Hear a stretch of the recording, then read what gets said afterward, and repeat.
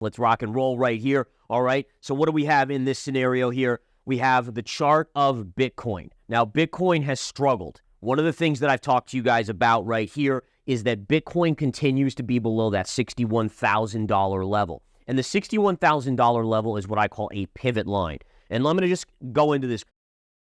Bitcoin Zella stands out with its simplicity and clarity. We've crafted an experience that anyone can dive into, whether you're a crypto expert or just a new to the crypto world. Now, guess who keeps his eye on us? The author of best-selling book Rich Dad Poor Dad, Robert Kiyosaki. And we want to take this opportunity and thank all the people who trusted us, and we read every comment. And the best part, it's free. Subscribing now means you will get all new information for free. Don't just follow the trends, stay ahead of them. Subscribe to Bitcoin Zella today and enjoy the new edge. Let's join Gareth in this video about Bitcoin and more. So what's a pivot line? A pivot line is that when price is above, you favor upside. When price is below, you favor downside, right? So that's what a pivot line is. It basically says that on one side, you pivot this way. On the other side, you go this way.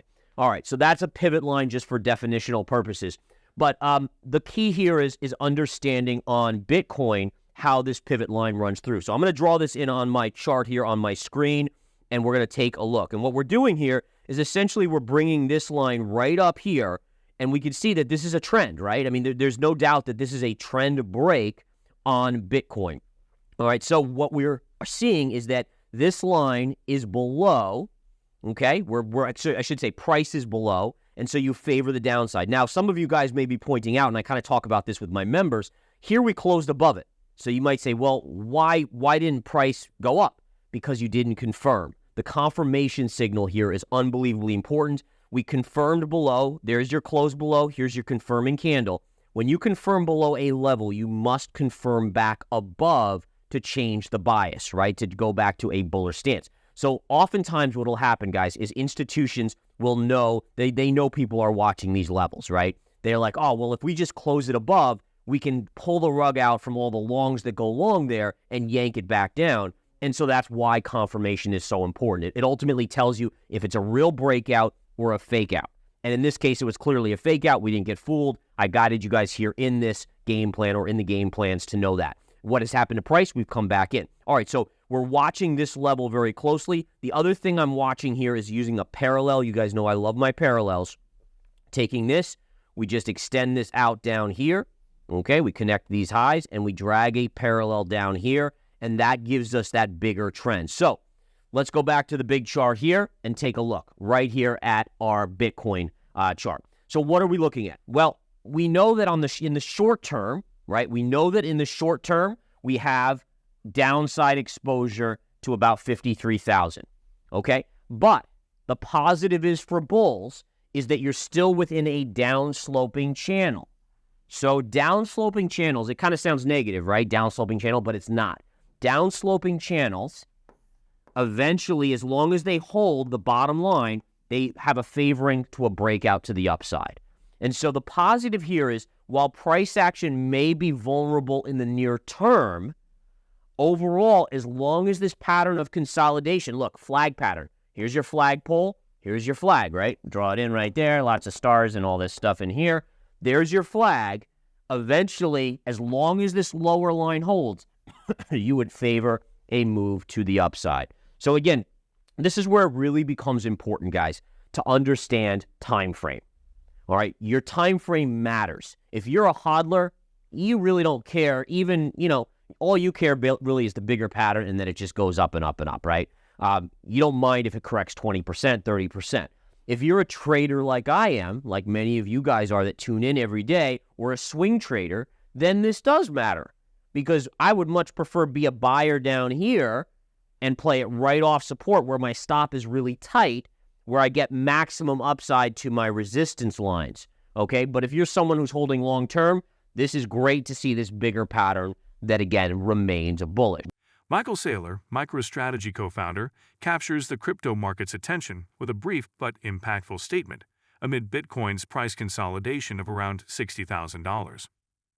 Michael Saylor's latest tweet, "Behold Bitcoin," arrives at a crucial time, urging the crypto community to consider the long-term value of Bitcoin rather than focusing solely on short-term price fluctuations. Bitcoin has been consolidating in the $60,000 to $62,000 range since August 8, sparking speculation about its next move. At the time of writing, BTC was up 0.95% over the past 24 hours, trading at $59,595. On-chain data from Glassnode indicates a return to HODLing and accumulation among Bitcoin holders, despite recent selling pressures. This suggests that long-term investors remain confident in Bitcoin's future. Crypto analyst Ali Martinez notes that Bitcoin's dip below the 200-day simple moving average (SMA) could be a buying opportunity in an uptrend. However, prolonged trading below this level might signal the start of a bear market. With Bitcoin's price currently in a state of indecision, the market is closely watching for signs of either a breakout or a deeper correction. The broader implications of Bitcoin adoption remain a key focus as the market digests recent movements. Now, in my commodity service, I ended up selling my GLD on Friday on a $2,500 Pierce. Now, excuse me, why did I do that? So the reason I did that is simply because, number one, the media went crazy, as I knew they would, at $2,500 gold. So when the media goes crazy, they overhype, and it usually marks a short-term top. All right, now again, I'm a huge long-term bull on gold. I still think it's going a lot higher, but you have to recognize that you also had a key trend line right here, here, and here, and what did we tag on Friday right there? So we are seeing gold pull back just a little bit. Again, remember, I'm a swing trader, not a long-term investor. Granted, I do have some long-term holdings in gold because it is a good store of safety as well for the printing presses that are all starting to buzz again.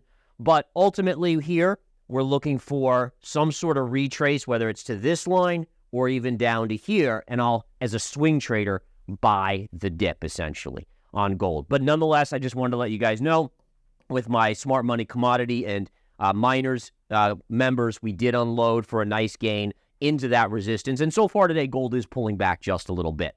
Now, silver. I still have a position in silver, a small position, albeit, but nonetheless still in on silver. And the idea here is that silver, again, did confirm above a key level. So if I draw it in on my charts here, I want to show you guys this real quick. Just dragging this down. Here was that trend line I was following. We closed above and confirmed. Now, even though you confirmed, it doesn't necessarily mean that you're just going to rip up. You still have to respect resistance. And if you look right here, there's this little pivot area right here that price is into. So silver's into resistance, but the positive is, because it's broken this downsloping trend, is that as you pull back, okay, if we take an arrow here, as you pull back like this, or even flatter, you would then buy that for a continued move to the upside. All right, and again, you don't know how much it'll pull back, but ultimately you would look for that considering it's now confirmed. All right, and you have downside support right here as well. Lots of significant downside support. All right. Tyler Winklevoss, Gemini co-founder, calls on 50 million U.S. crypto owners to pressure Vice President Kamala Harris to fire SEC Chair Gary Gensler before the upcoming presidential election, aiming to end the war on crypto.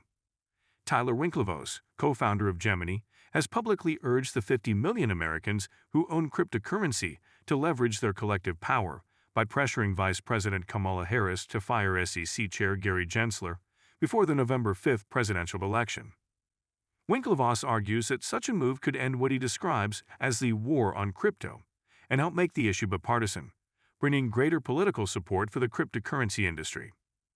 He suggests that if all 50 million crypto owners make it clear to Harris that their votes depend on Gensler's dismissal, it could lead to significant changes in how crypto is treated by the U.S. government. Winklevoss has stressed the importance of knowing who will lead the SEC next and has called for transparency from both political parties regarding their stance on crypto. He advocates for making the U.S. the best place for cryptocurrency. Cameron Winklevoss has added that superficial gestures by Harris to reset relations with the crypto industry won't suffice. He insists that only decisive actions, such as firing Gensler, would be acceptable, and the industry will not be swayed by empty promises. If you've been with us so far, a big thank you. Don't forget to subscribe for free to BitcoinZella for your daily news. The link is waiting below. That's all for today's crypto news. Stick around for more updates, insights, and analysis on cryptocurrencies. Share your thoughts in the comments, like this video, and subscribe for more exciting content.